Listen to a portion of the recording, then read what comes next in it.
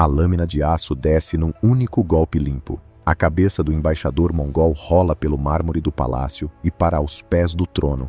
O sangue quente respinga nas sandálias de seda do homem mais poderoso do mundo islâmico. O corpo cai pesado no chão. O silêncio domina a sala. Ninguém respira.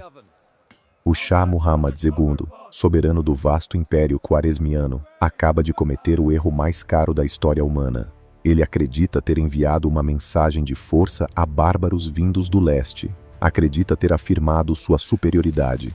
Não sabe que acabou de assinar a sentença de morte de milhões de pessoas, a destruição de cidades centenárias e o fim da própria dinastia.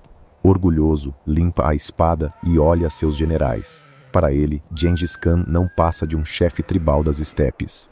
Acredita que agora os mongóis entenderão quem manda na Ásia Central. O Shah não compreende o inimigo. Entre os mongóis, a imunidade diplomática é sagrada. Matar um embaixador não é um insulto político. É uma declaração de guerra total, física e espiritual.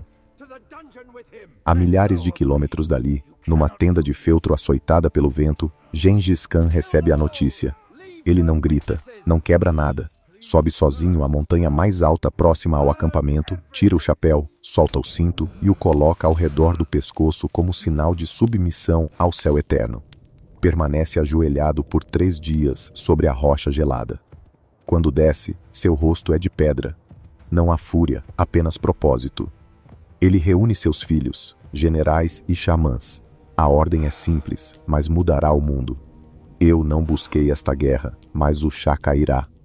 Tudo começou meses antes, quando uma caravana de 450 mercadores mongóis e muçulmanos chegou à cidade fronteiriça de Otrar.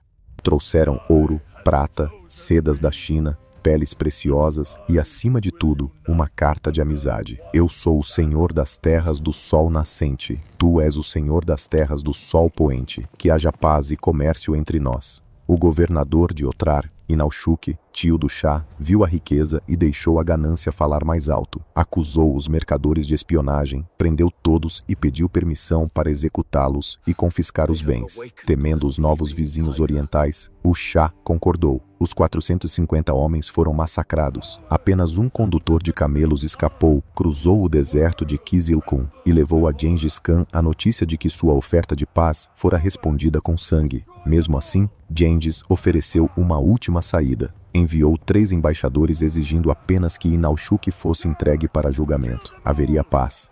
O Shah tinha 2 opções, entregar o tio ou preservar o orgulho. Escolheu o orgulho, mandou decapitar o embaixador muçulmano e raspou as barbas dos 2 acompanhantes mongóis antes de enviá-los de volta humilhados.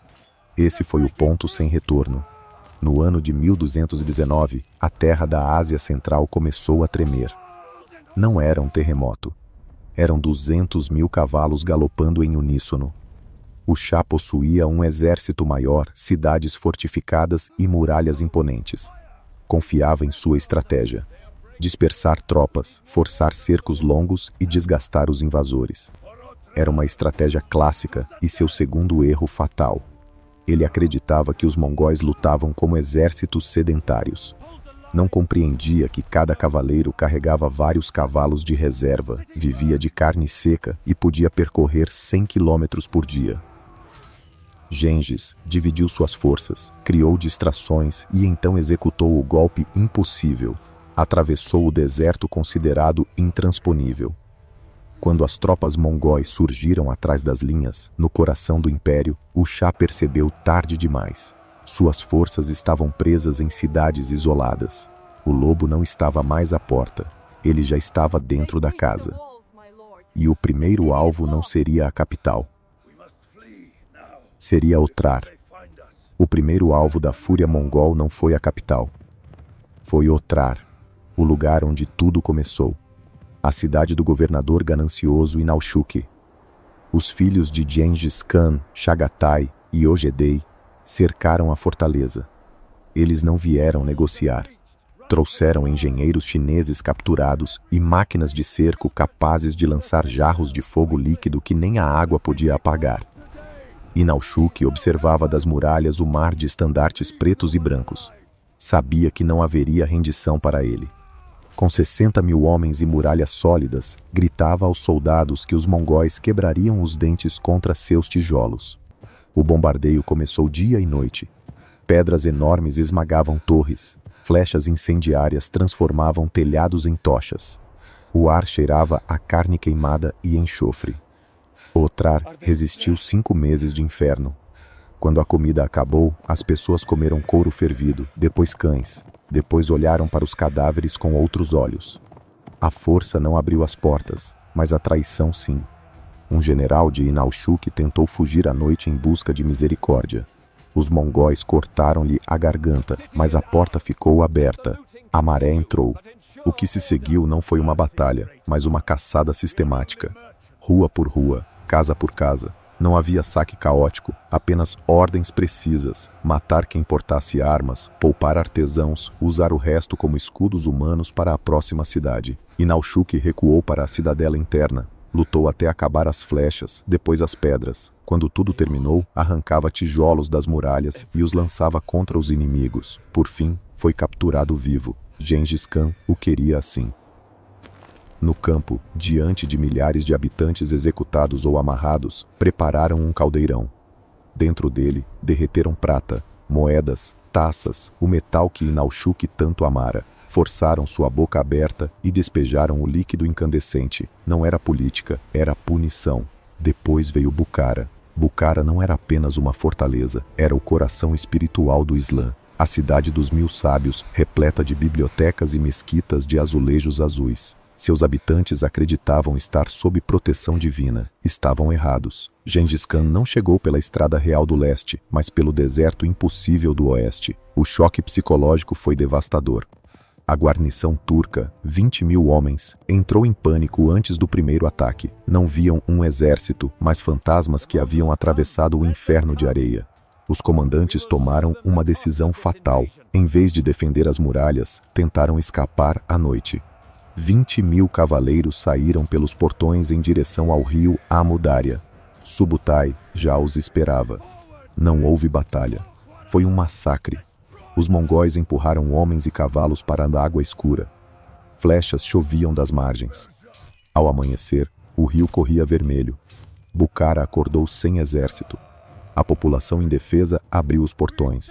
Gengis Khan entrou a cavalo, sem desmontar, e seguiu direto para a grande mesquita. Subiu ao púlpito e falou calmamente. Cometeram grandes pecados. Se não os tivessem cometido, Deus não teria enviado um castigo como eu. Declarava-se o flagelo divino. Os exemplares do Alcorão foram lançados ao chão e pisoteados por cascos. Mongóis beberam vinho nos pátios enquanto obrigavam imãs a segurar as rédeas dos cavalos. Era a destruição do espírito antes do corpo. A cidadela interna ainda resistiu, mas Gengis não tinha tempo para cercos longos. Ordenou fogo. Bukhara virou cinzas. Enquanto a cidade ardia, Gengis já olhava para leste, para Samarcanda, onde estava o homem que causara tudo isso. Ao receber a notícia da queda de Bukhara, o Shah Muhammad sentiu as pernas tremerem. Sua estratégia falhara. O tio fora morto. A cidade sagrada queimara. O castigo estava chegando. Cercado por paranoia, vendo traição em todos os rostos, o Shah tomou a decisão que selou o destino do império. Ele não ficou para lutar. Não organizou defesa alguma. Montou em seu cavalo mais rápido, reuniu poucos leais e fugiu para o oeste, abandonando exército, capital e família. A caça havia começado. Samarcanda era a joia da Ásia Central, uma cidade com mais de 100.000 soldados, elefantes de guerra e muralhas consideradas inexpugnáveis. Em teoria, poderia resistir por anos. Na prática, caiu em apenas 5 dias. Não por falta de armas, mas por excesso de medo.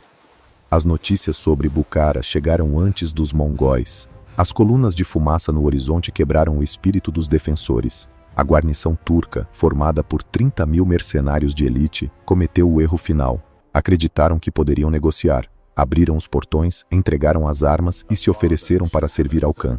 Gengis Khan os recebeu com comida e bebida. Depois, com um simples gesto da mão, ordenou a execução de todos. 30.000 homens foram cercados e mortos em uma única tarde. Suas cabeças foram empilhadas em pirâmides perfeitas diante dos portões da cidade. A mensagem foi clara para o mundo inteiro: rendição não garante sobrevivência, apenas utilidade. Dentro de Samarcanda, a população foi separada. Artesãos, engenheiros e médicos foram enviados para a Mongólia. Eram recursos valiosos. O restante foi considerado descartável. A cidade foi esvaziada, transformada em uma concha oca onde apenas o vento circulava. Enquanto Samarcanda morria em silêncio, a verdadeira caçada acontecia a oeste. O Shah Muhammad II já não era um imperador, era uma presa. Fugiu de cidade em cidade, buscando refúgio, mas onde quer que chegasse, os mongóis apareciam logo depois. Geb e Subutai, os dois generais mais implacáveis de Gengis Khan, haviam recebido uma ordem sem precedentes: não tomar cidades, não saquear, não descansar, apenas perseguir um único homem.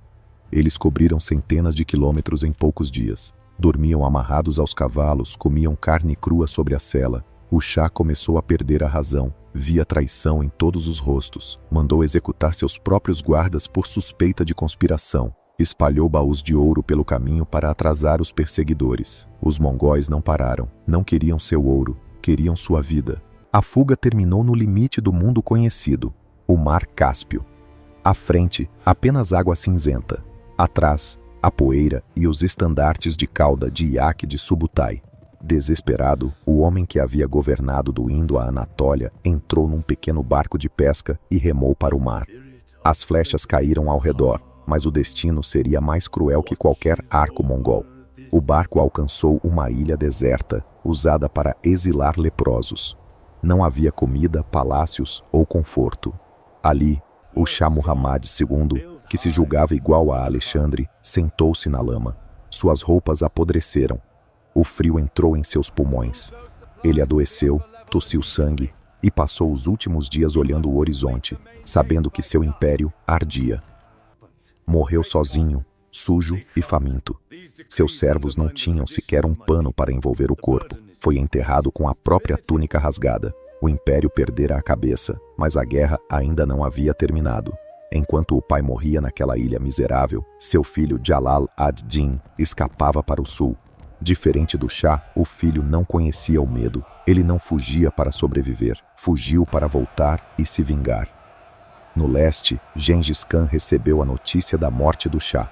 Não sorriu. Apenas virou o olhar para o sul, para onde o novo inimigo havia fugido. A máquina de guerra precisava mudar de direção. Ainda havia sangue a ser derramado. E o próximo alvo seria Urgent. Urgent não era apenas mais uma cidade fortificada. Era o coração pulsante do Império Quaresmiano. Se Samarcanda era o cérebro, Urgent era o sangue. Os mongóis vieram para arrancá-lo. Mas pela primeira vez, a máquina de guerra de Gengis Khan não travou por causa das muralhas, e sim por causa do sangue da própria família. O cerco foi comandado por seus dois filhos mais velhos, Joshi e Chagatai, que se odiavam. Joshi via a cidade como sua futura herança e queria capturá-la intacta. Chagatai via apenas uma afronta e desejava reduzi-la a cinzas. Enquanto discutiam furiosamente dentro de suas tendas, as ordens se contradiziam e soldados morriam inutilmente. Urgent resistiu por 6 meses, 6 meses de vergonha para o exército mais eficiente do mundo. Quando Gengis Khan soube do impasse, sua fúria foi absoluta. Ele não enviou reforços, enviou humilhação. Destituiu Joti e Chagatai do comando diante de seus próprios homens e nomeou Ögedei, o único capaz de impor disciplina. A discussão cessou imediatamente. O ataque final começou. Os mongóis não usaram fogo, usaram água. Escravos foram forçados a trabalhar sob chuva de flechas para destruir o grande dique do rio Amudarya. Quando a barreira cedeu, não foi uma inundação lenta, mas uma avalanche de lama e água. Ruas desapareceram, casas ruíram, soldados, mulheres e crianças foram arrastados. Urgent não foi conquistada, foi afogada. Onde havia uma capital, restou apenas um pântano silencioso de cadáveres. Enquanto o sul afundava, algo inesperado aconteceu. Jalal ad-Din, filho do Shah Muhammad, sobreviveu. Ele atravessou as montanhas do Hindu Kush, reuniu sobreviventes e, em Parvan, derrotou um exército mongol. Não foi uma escaramuça. Foi uma derrota real. A notícia se espalhou como fogo. Os mongóis podiam sangrar. Cidades que haviam se rendido se rebelaram. A esperança voltou a respirar. E foi exatamente isso que despertou o monstro. Gengis Khan, com quase 70 anos, vestiu sua armadura e marchou pessoalmente para o sul. No vale de Bamiyan, uma flecha perdida matou Mutu Khan, seu neto favorito. O Khan desceu do cavalo e olhou o corpo sem lágrimas. Apenas escuridão. A ordem que deu entrou para a história. Não haveria saque, prisioneiros ou escravos. Tudo o que respirasse deveria morrer. Bamiyan foi apagada da existência. A caçada a Jalal ad-Din terminou às margens do rio Indo. Cercado, o príncipe lançou um ataque desesperado, avançando até quase alcançar o próprio Gengis Khan. Mas o cerco se fechou. Quando tudo estava perdido, Jalal tomou a decisão impossível. Removeu a armadura e saltou com seu cavalo do penhasco para o rio em fúria. Contra todas as probabilidades, sobreviveu e desapareceu na Índia. Gengis Khan proibiu que atirassem. Observando o príncipe escapar, disse apenas: um pai deveria ter um filho como esse. O Império Quaresmiano estava morto, não derrotado, apagado. No retorno ao leste, o próprio Gengis Khan se aproximava do fim. Em 1227, após um acidente de caça, seu corpo começou a falhar. Em seu leito de morte, advertiu os filhos. Divididos, perderiam tudo. Ordenou que sua morte fosse mantida em segredo, que a guerra continuasse e que seu túmulo jamais fosse revelado. Seu corpo foi levado ao monte sagrado Burkhan Khaldun, sem marcas, sem testemunhas vivas. O segredo permanece até hoje. Com sua morte, começou a Pax Mongolica. Comerciantes podiam atravessar continentes carregando ouro à vista sem serem tocados. O comércio floresceu. Ideias viajaram. Mas o custo foi apocalíptico. A Ásia Central tornou-se um cemitério continental. Gengis Khan não foi apenas um conquistador. Foi um evento de extinção, um meteoro humano que atingiu o mundo e mudou sua órbita para sempre.